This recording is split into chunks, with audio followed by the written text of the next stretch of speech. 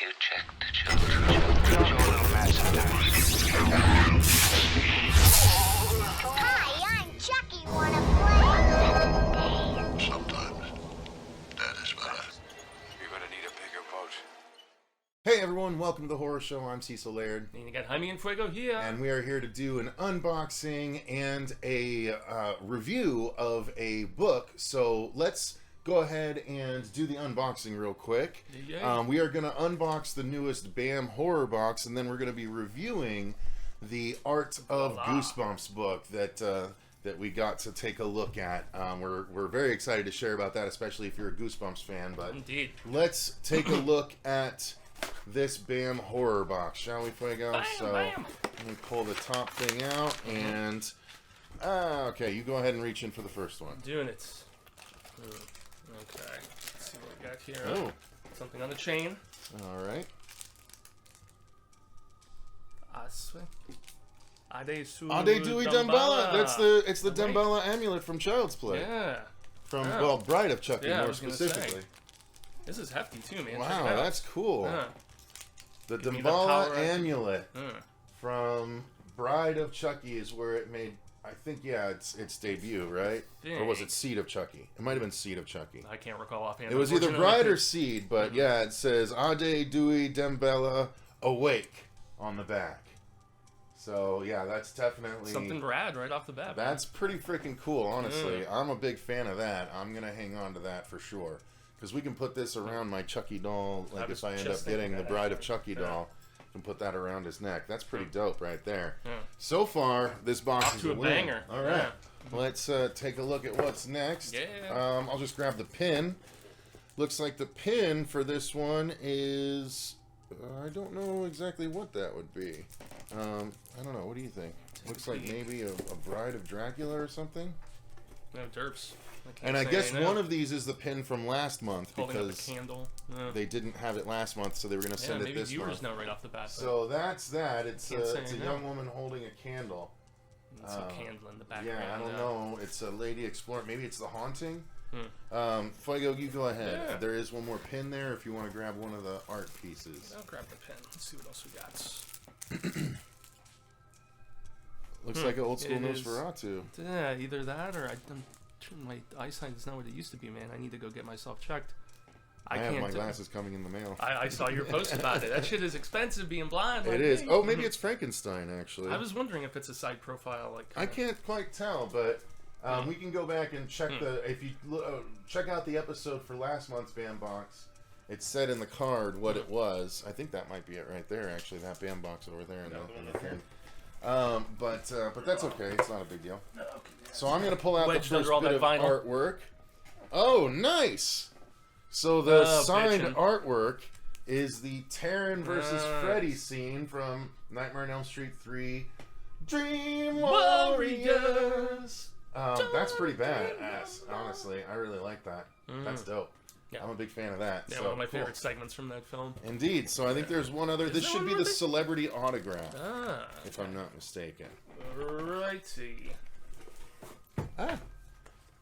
Okay, so this is from The Strangers, right? Yes, it does And look that way. Looks like Liv Tyler and Speedman. So I'm not sure Yeah. who it's signed by, though. You think that's one of can the actors? find out who- right now. Dope. Check it out, everybody. So, Kip Weeks from The Okay. Strangers. I'm assuming that was one of the masked people. Yeah, I'm guessing Kip played the masked guy, whereas Damian Maffei played him in The Strangers Pray at Night. Okay. Yeah, and then He corresponding signed right underneath there him, next to yeah. it, so. Yeah, so... I do not remember that first one very well. The Obviously, first one was good. I liked Yeah. the first one. The second one was just okay to me. Brian Bertino, right? I remember. Mhm. Yeah. So the autograph, yes, was Kip Weeks. The enamel pin set is from Hell Night, apparently. I've never seen Hell Night. I've heard of it, but yeah, I can't say I've watched it. Oh, they're both from Hell Night. Oh, Ah. so we got 2 pins from this set instead of the pin from last month's.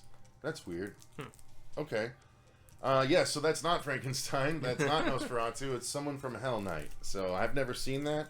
And it looks like, yes, it was the Seed of Chucky, Heart of Dembella amulet. Okay, that's what I thought it might have been. I would say it's the highlight of the box for sure. And Very then, cute. yeah, the Dream Warriors, you either had the Freddy with the syringe hands or the Taryn versus Freddy, so we got the Taryn versus Freddy. So Nice. there you go. That is this month's BAM horror box. Damn. Pretty good one. Yeah. Pretty good one. I'm I mean, for happy the with amulet it. alone, right? Yeah, the amulet alone. That one will probably not be regifted. No, in a box. gifted. How dare you? You mean sent to a lovely patron? Exactly. One of the How dare you. adoring fans and supporters that we so greatly appreciate. So, one thing I wanted to make sure we touched on was this awesome book that was sent to us just a little while back from the people at Dynamite. And this is The Art of Goosebumps.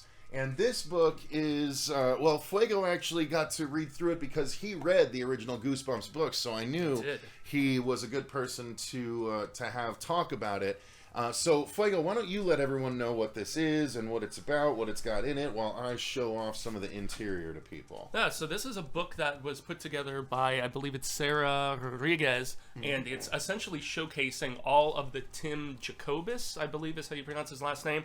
He was the one who did all but 2 of the classic Goosebumps covers, and so Goosebumps was broken into a few different series. So I think series 1 was like the first 18 or 19 books. Nice introduction. Up through Ghost Beach. Yeah, but you do have interviews with both Tim. You also have some discussions with R.L. Stine, the author of all of these Goosebumps books. I knew Goosebumps was a phenomenon, but I didn't know that by like the mid-90s it had sold like over 400 million copies and was like the biggest thing going for Scholastic. So yeah, Scholastic was held aloft by Goosebumps in a lot of ways, in my opinion. Yeah, and the only thing that ended up, superseding it and selling more was Harry Potter, because I believe those were Scholastics as well. So they leapfrogged the R.L. Stine books, but I was just right at that little sweet spot when they first debuted in 1992. I think I was like 3rd grade, maybe 2nd, 3rd grade, something like that. So I hadn't really ventured that much into horror literature just yet, and I'd seen like a few things in syndication on TV and stuff that I liked, but when I first started reading these, most notably Welcome to Dead House, which is the very first book, and some of the earlier ones like Monster Blood, Say Cheese and Die, Ghost Beach was the one that I mentioned already, Night of the Living Dummy being iconic, The Haunted Mask. I mean, all of these, it was very much like walking into a video store, obviously, and whatever had the coolest cover, that's what drew you in. And yes, I did kind of start to lose a taste for Goosebumps as I started to get a little bit older, and I was like, 11, 12 years old, and I was getting more into Kristopher Pike, and I was getting into Stephen King later on and stuff like that. But, and plus I feel like the writing did get it always had that balance of horror and humor, and it was kind of like gross out silliness a lot of the time and stuff. But some of the later entries, especially when you got into like, books like 20 plus and beyond, that's where I was a little less into it, and I felt like it was just relying on the cheese a little bit more so. But part of what I thought was really cool is it really goes in depth on the process of making each cover. For instance, everyone knows the Haunted Mask cover, but look, did you know that there were this many iterations? There was one where it was just hung on a coat rack, one where it's up in a closet, one where it's solo on a coat rack, and then a closer-up version of the girl holding it, and then finally the final cover here, and it's got all of the information about the cover and the making of it and the inspirations and stuff. I just thought it was a really, really cool idea for a book, because every cover seems to have different iterations of it, and it's really neat to see, especially if you're a big fan of Goosebumps. Yeah, and so Tim essentially would give like a few passes at the cover, like sometimes 3 or 4 in certain cases, and then you see the final pencils and then the final colored one, and then obviously Scholastic sometimes, or that's one of my favorite Goosebumps books, by the way. Ghost Beach is really good. One of the few where there's actual like dead kids and stuff in it. So stakes were a lot smaller in some of the later entries, which is why I think I started to kind of lose interest after a while. But it's very cool because you get not just the stuff from Sarah talking about the use of lighting and shading in certain instances to call focus to certain parts of the image, but just also Tim and even R.L. Stine giving some thoughts about the book. And the process with Tim was funny because he would write... I forgot there was a sequel. Yeah, there's like 3 or 4 of them, actually, if I remember. But it was funny because Tim would basically do the cover, and he wouldn't have even read the book, because R.O. would still be working on it. They were cranking these out every month or so for those years in the mid-90s, and it was just, like clockwork, man. Every month or 2, there was a new Goosebumps book, and so he would get either a scene description or a plot synopsis from R.L. Stine, and then he would just you know, get an image together, and sometimes the image didn't even really correspond with anything happening inside the book. Like, say Cheese and Die, for instance, the family who was at the picnic barbecue sort of thing, and they're all skeletons. I wasn't even in the book. And so Scholastic tells him, they're like, we love this cover that Tim did so much, you need to write this scene into the story. And so he's like, okay, the story's finished, so I'll just put in a weird little dream sequence at one point, so it's got the corresponding nature. But That's cool. yeah. But yeah, having so only dope. read like that, there are some amazing covers, and some of them are for stories that just weren't really very scary. But once again, you know, the coolest poster for a horror movie is often what I would grab from the video shelves, and this is the quality of the art never really dipped in my estimation. I mean, Even these if are all rad, dude. yeah. These are so cool. It makes me want to go back and read the books, you know? Well, they're all Look at around this the, Bride of the Living Dummy, Yeah. way ahead of Bride of Chucky. and I believe that is right around the time when they started rebranding as Goosebumps 2000, I think. Yeah, and so it that says was Series 2000. That was book 2 in 1998. yeah, and I guess Tim was taking kind of Oh, I remember this one, Creature Teacher. Yeah. I remember that cover. he was taking a little bit more of not so much adult approach, but he was trying to make the imagery for some of the later books in the Series 2000 a little bit scarier. There's one in particular, like Brain Juice, that's really gross looking. So they were upping, yeah. That's so dope. It's like Night of the Flesh Squeezers or something silly like that. Night of the Body The Squeezers. Body Squeezers, yeah. And that was a two-parter, so it Yep, had so two the covers. books yeah. connected. Yeah. That's So that was so a double down cool. that they did. But yeah, just So to see cool. how his process kind of was, I don't know, just adapting and That's changing dope over time right is there. very that cool. one's freaky. I love that one. So simple. And look at the different iterations again. I mean, it's just a really great idea for a book. It's huge, as you can see. It's Yeah. bigger than, you know, Coffee table my size, rather for large sure. head.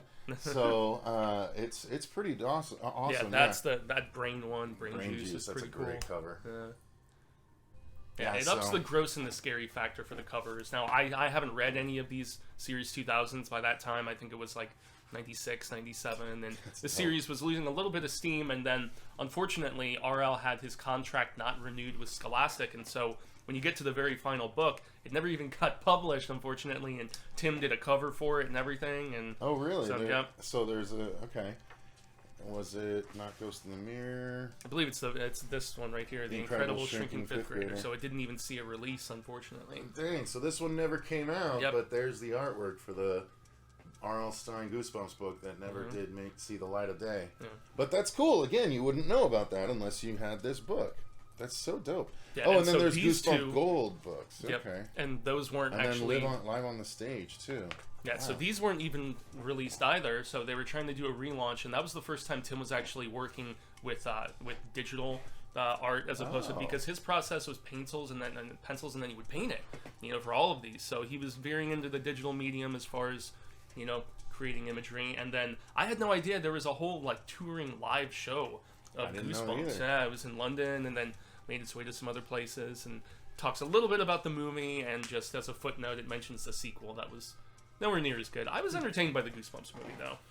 Well, there you go, guys. That is Yeah. the art of Goosebumps. I think that for any Goosebumps fan, this is well worth your time and money. Yeah. I dig, you know, looking through it, and I wasn't even the big Goosebumps fan. So I don't know, Fuego, as a Goosebumps fan, is this something you'd add to your collection? No, most definitely, especially since those who grew up with this, you know, they're like around my age now. They're like, you know, 30s or whatever. And yeah, I mean, it was a nice stroll down, you know, the memory lane of just when I was first getting into creepy stuff, and just, you know, seeing the artistic process, as you mentioned, from, you know, pencils to final painting, and the fact that each image, each cover is actually blown up significantly.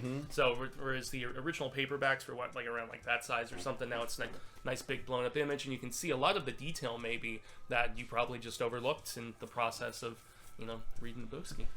So there you go, Yeah. guys. Yes, if you're thank you to interested, Dynamite. Yeah, thank you very much Very to cool. Dynamite, and make sure you guys go and check it out if you are at all interested. Again, very worth your time and money. So thank you guys very much for watching. Thank you to all of our patrons for supporting the channel directly the way that you do. We greatly appreciate you guys.